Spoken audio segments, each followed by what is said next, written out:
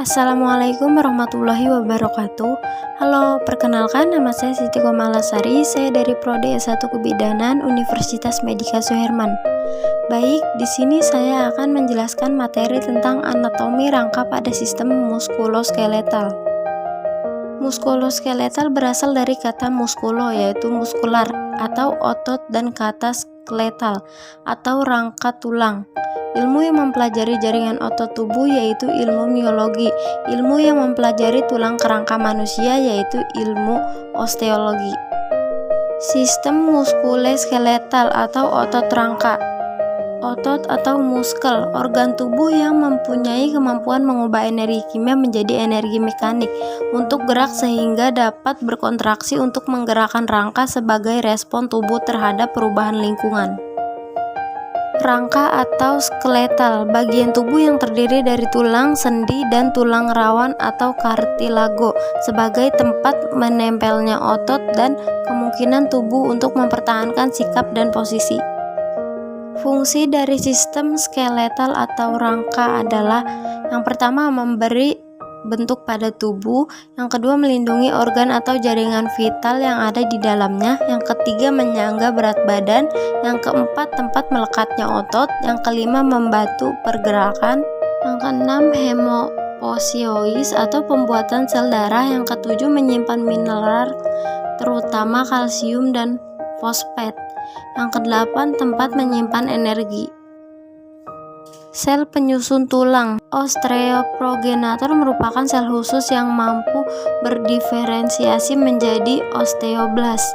Terdapat di bagian luar membran atau posterium. Osteoblast merupakan sel tulang muda yang akan membentuk osteosit. Osteosit merupakan sel-sel tulang dewasa.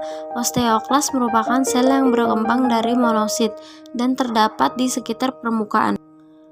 Osteoklas merupakan sel yang berkembang dari monosit yang terdapat di sekitar permukaan tulang. Fungsi osteoklas untuk perkembangan, pemeliharaan, perawatan, dan perbaikan tulang.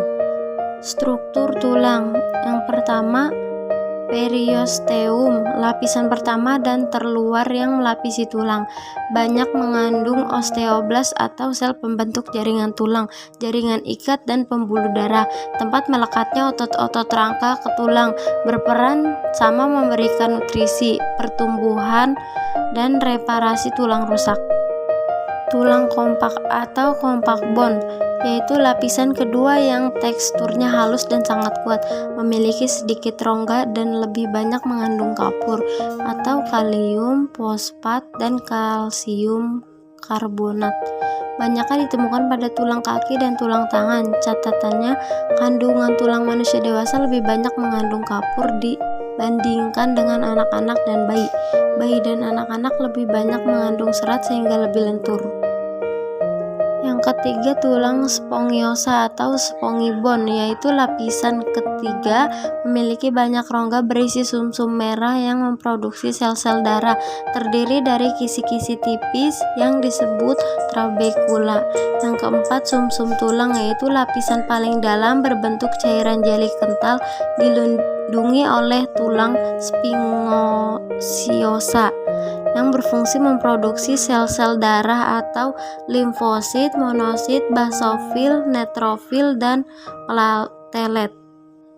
Di sini ada gambar struktur tulang kompak dan spongiosa. Yang pertama ada lacuna atau mengandung osteosit, lamella, canaliculi, jaringan tulang, periosteum, tulang kompak, tulang spons, saluran Hebers, dan saluran Volkmann. Klarifikasi pada tulang organ dewasa. Yang pertama, tulang aksial, tulang tengkorak, fungsinya melindungi otak, organ pendengaran, dan organ penglihatan. Tulang tengkorak terdiri dari dua, yaitu tulang kranial dan fasial.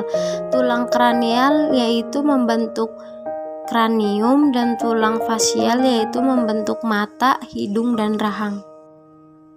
Tulang-tulang tengkorak. Yang pertama ada macam tulang aksial, jenis, dan jumlah atau buah. Yang A, tulang kranial, jenisnya frontal atau tulang dahi, parietal, atau tulang ubun-ubun, oksipital yaitu tulang kepala belakang, temporal yaitu tulang samping, sphenoid yaitu tulang baji, ethmoid yaitu tulang tapis. Jumlahnya tulang dahi 1, tulang ubun-ubun 2, tulang kepala belakang 1, tulang samping 2, tulang baji 1, dan tulang tapis 1. Yang B, tulang fasial atau wajah. Jenisnya maksila atau tulang rahang atas, jumlahnya 2. Palatum yaitu tulang langit-langit, jumlahnya 2. Zygomatikum yaitu tulang gigi, tulang pipi, jumlahnya 2. Lakriminal yaitu tulang mata, jumlahnya 2. Nasal yaitu tulang hidung, jumlahnya 2. Septum nasal yaitu tulang karang hidung, jumlahnya 1. Konka nasal inferior yaitu tulang karang hidung, jumlahnya 2. Yang C, mandibula. Jenisnya mandibula, jumlahnya 1. Jumlah tulang tengkorak yaitu ada 22. Di sini dapat kita lihat ada gambar tengkorak kepalanya bagian depan. Dan di sini ada nasal, ada lakriminal, parietal, sphenoid, maksila, mandibel, frontal, temporal, zygomatic, dan ethmoid. Dan di sini ada tulang tengkorak lateral yaitu ada frontal, sphenoid, ethmoid, nasal, lacrimal, maksila, mandibel, temporal, parietal, occipital, dan zygomatic. Tulang telinga dalam terdiri dari 3 tulang kecil yang berada di bagian tengah. Fungsinya untuk menerima dan mentransmisikan impuls suara. Di sini ada macam tulang aksial, jenis dan jumlahnya. Tulang telinga dalam jenisnya malleus, incus, dan stapes. Jumlahnya semuanya ada 2 dan jumlah tulang telinga dalam semua jumlahnya ada 6. Di sini kita dapat perhatikan tulang telinga bagian dalam. Yang ketiga, tulang hyoid, yaitu tulang berbentuk seperti huruf U terletak di antara laring dan mandibula. Fungsinya tempat melekat beberapa otot mulut dan lidah proses menelan. Jumlah tulang hanya ada 1 pada setiap manusia. Di sini dapat kita lihat dan perhatikan ada gambar tulang hyoid tersebut. Yang keempat, tulang kolumna vertebra, dan fungsinya yaitu menyangga berat tubuh. Eksemnya yaitu kepala, bahu, dan dada. Menyeimbangkan berat tubuh, menghubungkan bagian atas dan bawah, membantu dalam proses gerakan dan posisi. EXM berdiri, duduk, atau berlari, tempat melekat ligamen, otot, dan tendon.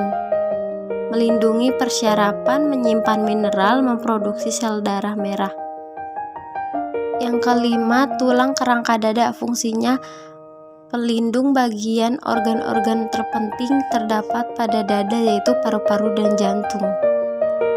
Dan di sini ada tulang rusuk sejati yaitu 7 pasang, ada tulang rusuk palsu yaitu 3 pasang, tulang rusuk melayang yaitu 2 pasang, tulang hulu, tulang badan, dan tulang pedang-pedangan. Tulang apendikular yaitu tulang apendikular, rangka apendikular menyusun alat gerak yaitu bahu, tulang-tulang tangan, telapak tangan, panggul, tungkai, dan telapak kaki.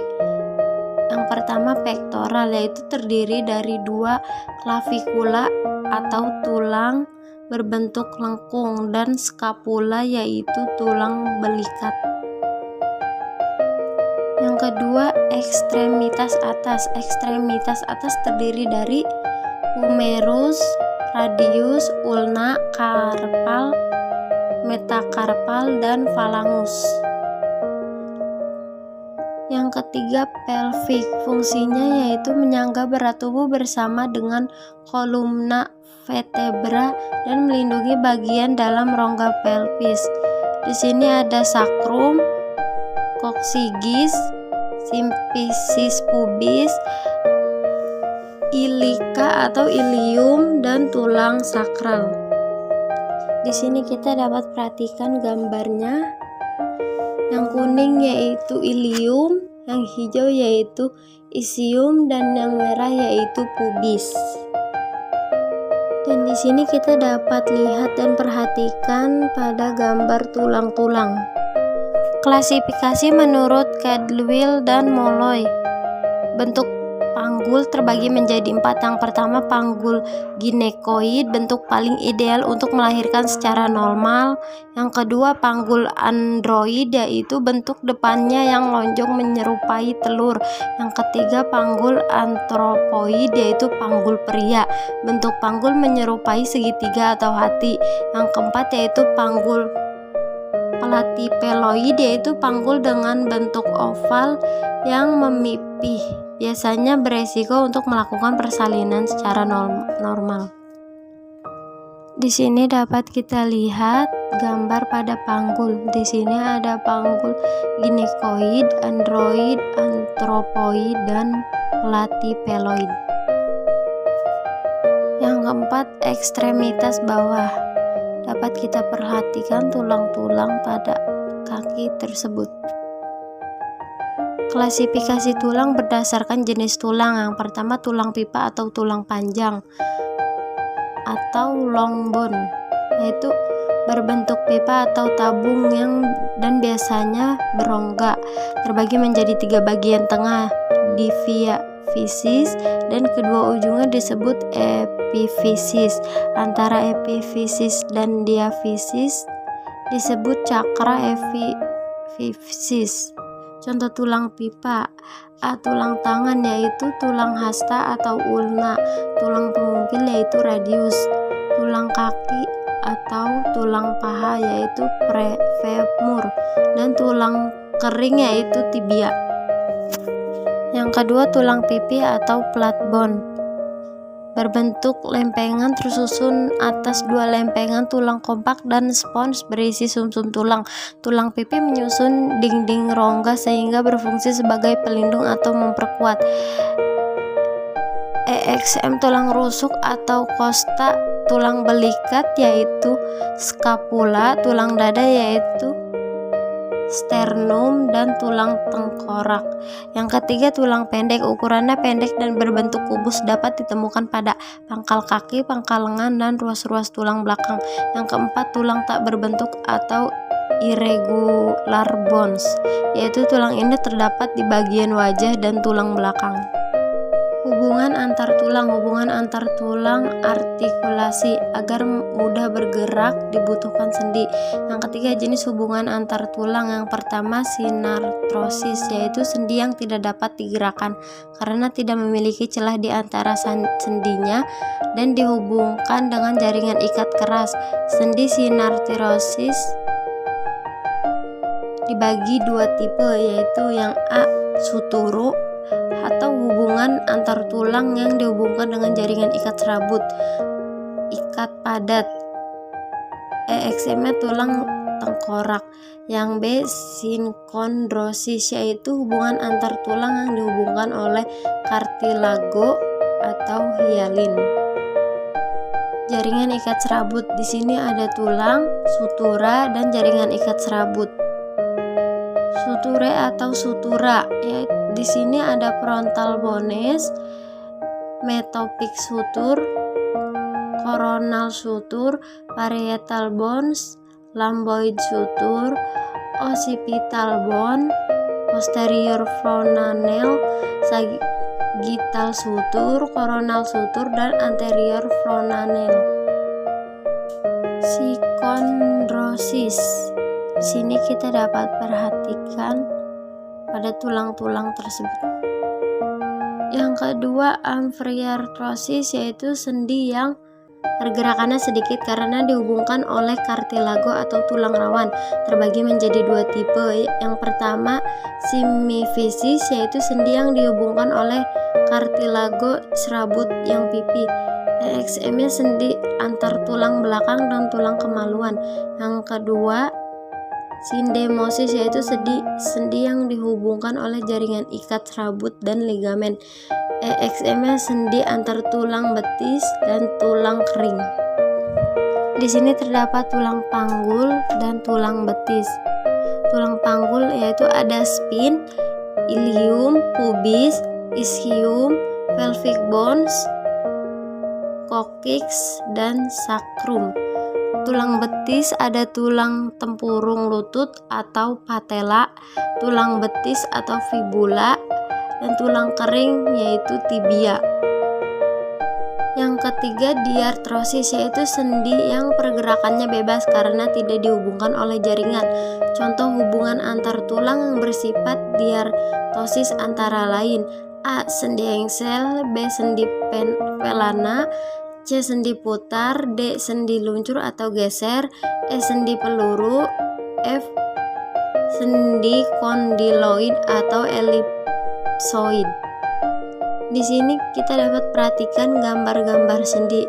Yang pertama ada sendi putar, sendi engsel, sendi pelana, sendi peluru, sendi gulung, dan sendi geser. Di sini juga ada diartrosis. Yang pertama ada sendi peluru, sendi putar, sendi luncur, sendi pelana, sendi engsel, dan sendi kondiloid. Gerakan-gerakan pada sendi yaitu fleksi dan ekstensi, abduksi dan aduksi. Di sini kita dapat perhatikan gambar-gambarnya. Kelainan atau gangguan pada muskuloskeletal. Yang pertama, low back pain, yaitu gejala low back pain berupa sedikit pinggang atau nyeri punggung. Faktor resiko yang pertama beban kerja fisik, yang kedua posisi tubuh yang terlalu lama membungkuk, yang ketiga terlalu lama berkendara seperti motor, dan yang keempat faktor sosial seperti tempat bekerja. Skoliosis adalah keadaan melengkungnya tulang belakang seperti huruf S, di mana intervertebral di SCS dan tulang vertebra retak. Yang kedua, spondylosis, yaitu terjadinya pergeseran tulang vertebra ke depan sehingga posisi antara vertebra dan yang satu dengan yang lain tidak sejajar, diakibatkan oleh patah pada penghubung tulang di bagian belakang vertebra. Yang ketiga, ruptur terjadi karena pecahnya annulus posterior akibat aktivitas fisik yang berlebihan. Yang keempat, spinal stenosis adalah penyempitan pada sumsum tulang belakang yang menyebabkan tekanan pada serabut saraf spinal. Di sini yang pertama ada tensionex yang terjadi karena pemusatan tekanan leher pada otot trapezius. Yang kedua, akut tortikolis adalah salah satu bentuk dari nyeri akut dan kaku leher. Yang ketiga, akut disorder yang terjadi karena hilangnya resistensi vertebra terokalis terhadap tekanan ringan. Yang keempat, chronic disorder yang terjadi karena adanya penyempitan diskus atau vertebralis. Yang kelima, traumatic disorder, yaitu dapat disebabkan karena kecelakaan. Di sini yang pertama ada epikondilitis, adalah kondisi yang sangat menyakitkan di mana otot yang menggerakkan tangan dan jari bertemu dengan tulang. Yang kedua, olecranon bursitis, yaitu merupakan peradangan yang terjadi di olecranon bursa atau kantong cairan di bagi dorsal siku karena trauma tulang kali dan infeksi. Yang ketiga, osteoarthrosis, yaitu kerusakan kartilago di siku, jarang terjadi pada usia 60 tahun ke bawah. Dan di sini yang pertama ada rotator cuff disorder and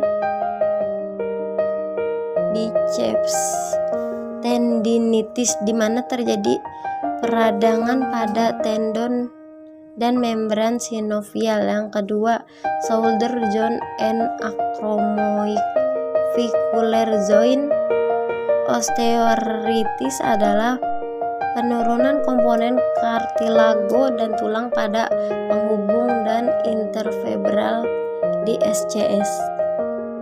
Sekian pembahasan materi dari saya, kurang lebihnya mohon dimaafkan. Wassalamualaikum warahmatullahi wabarakatuh.